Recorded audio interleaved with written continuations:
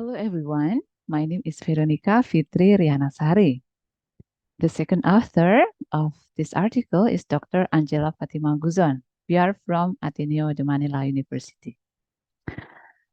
I'm here to present our article entitled Underprepared, Preservice Secondary Mathematics Teachers' Skill in Posing Realistic Mathematics Tasks.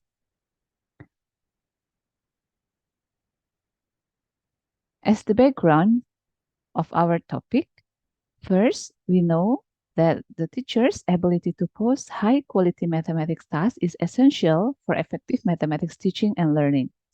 Particularly for Preservice teachers, engaging in problem-posing activities, Preservice teachers not only enhance their own mathematical thinking, but also lay a strong foundation for effective teaching practices.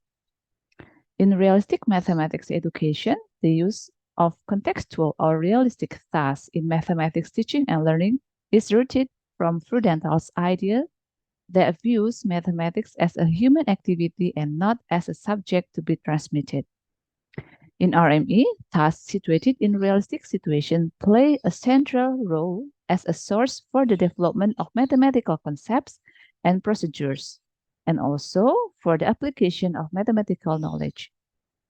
By engaging in problem posing with realistic mathematics tasks, Preservice teachers can develop a deeper understanding of the connection between mathematical concepts and the world around them.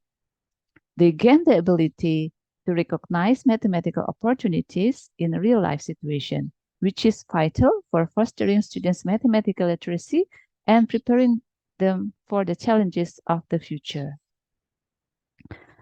However, many Preservice teachers have not yet prepared to design realistic mathematics tasks. Investigating their skill in posing realistic mathematics tasks helps identify areas where they may lack understanding or proficiency.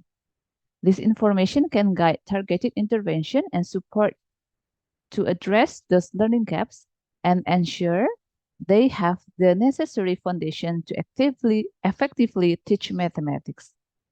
Moreover, investigating underprepared Preservice teachers' skill in this area allows for targeted professional development and support to enhance their instructional practices. By improving their ability to pose realistic tasks, underprepared teacher can provide more engaging and meaningful mathematics instruction to their future students. This research used a descriptive model that focuses on describing situations without interviewing the situation. This study was designed to seek the answers to the research question by employing descriptive quantitative techniques. The participants in the study are Preservice teachers studying at a private university in Indonesia. These students were enrolled in a compulsory 3-credit course. 32 Preservice teachers enrolled in the course volunteered to participate in the study. This study examined Preservice secondary mathematics teachers' problem-posing skills based on 3 problem-posing situations as proposed by Stoyanova and Ellerton. These situations encompass structured problem-posing, semi-structured problem-posing, and free problem-posing. Each written response by Preservice teachers was first assessed based on whether the task was compatible with mathematical principle. If the task is suitable to mathematical principles, then the task was assessed based on several characteristics of a realistic mathematics task. This is an example of the task given to Preservice teachers within structured problem-posing situations. So we have 3 tasks, task A, B, and C. This is task A within structured problem-posing situation.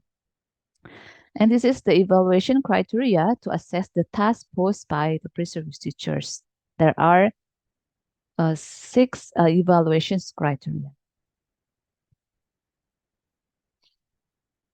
And then this is the result of our study. First, we saw the compatibility of the problem with mathematical principles. Overall, the vast majority of the problems posed by the Preservice teachers were mathematical problems. The widest variation was in response to task A within structured problem-posing situations. Of the 32 responses provided, 7 mathematical problems, or around 21.8% of the tasks posed by Preservice teachers, were relatively suitable to mathematical principle. And then next, the plausibility and sufficiency of information.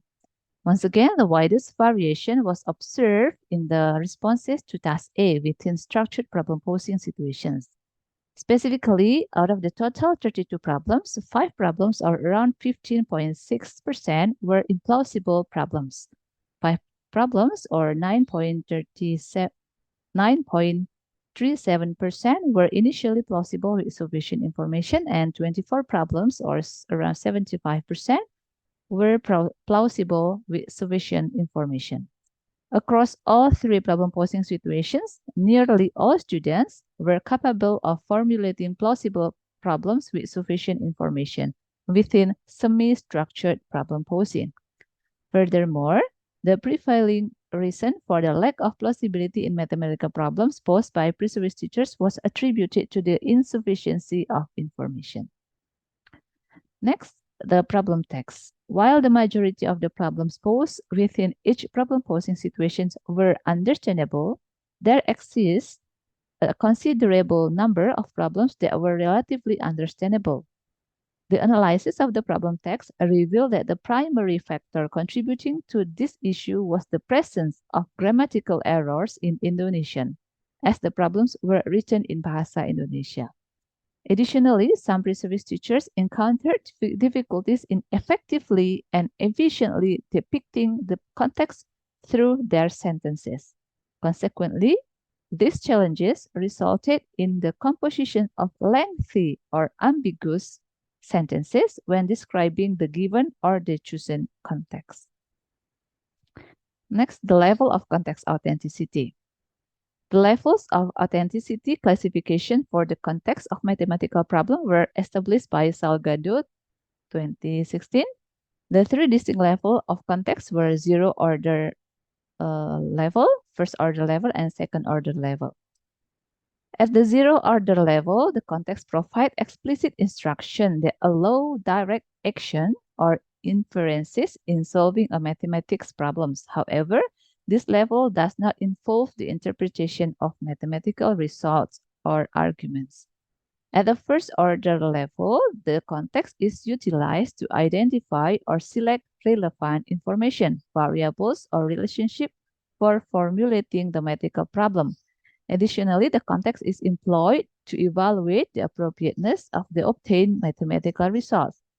The second order level of context serves as a source for defining or retrieving pertinent variables, relationships, or assumptions required for the mathematical formulation of a problem.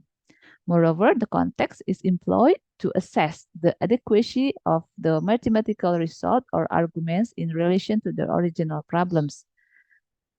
From the analysis of the Preservice teachers' thus, a significant proportion of the problems instances generated by Preservice teachers were classified as having a first-order level of contextualization. Furthermore, a considerable number of problems fell into the category of the zero-order level of context, particularly in the case of free problem posing, where Preservice teachers were given the autonomy to select their own context. This finding suggests that the Preservice teachers encountered challenges in designing a meaningful context that effectively leveraged students' everyday reasoning to address the problem. Next, the cognitive demand. The result demonstrates that the majority of the problems posed by Preservice teachers were tasks that only require students to apply mathematical principles they have learned. For the higher level thinking category, task A within structured problem posing, which originally presented Preservice teachers with a problem requiring a higher order thinking level, yielded the highest percentage of responses demanding higher cognitive demands compared to the other tasks. And then the correctness of solution steps. Table 7 shows the percentage of mathematical problems posed by Preservice teachers according to the correctness of solution steps. The majority of responses for task B and C have correct solution steps. However, most of the students got difficulty solving the problems they pose within structured problem posing. Fast A. For the conclusion of the study revealed that the pre-service teachers got difficulties in designing realistic mathematics tasks, but their works demonstrated that they have the potential to pose realistic mathematics problems if they are given opportunities and guidance in designing realistic mathematics tasks. Analysis of the responses in each problem-solving situation revealed that the majority of pre-service teachers pose problems with the first-order level of context use and have low cognitive demand. Furthermore, a notable proportion of the responses, particularly in Task A, indicated that pre-service teachers encountered difficulties when attempting to solve the problems they pose. The findings of this study were expected to serve as a basis for development of a curriculum for pedagogic and mathematics course in teacher education. That's all.